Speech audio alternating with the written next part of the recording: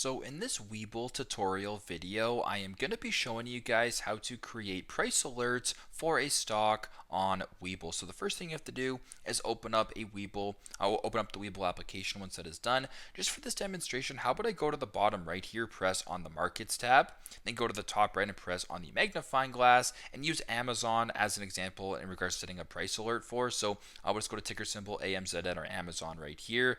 Now to create a price alert at the bottom where it says trade, beside that there's sort of a money with a briefcase logo, and then beside that is sort of a bell with a plus arrow in the top right. That's what we're looking for here. So go ahead and press on the bell icon in the bottom right to create a price alert.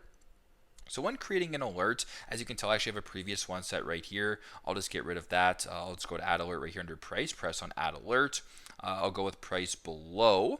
So for example, if you want to set a price below, so let's just say, for example, we'll take this one. If we want the price to set below, let's just say 170. So if this price drops 6%, if you're looking at a buy or whatever the case may be for this demonstration, we'll just keep it just like that.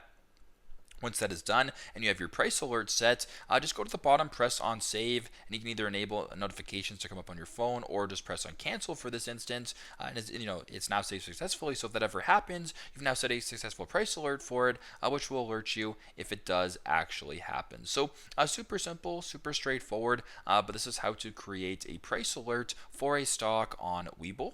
Thanks again for watching, and I hope this video helps.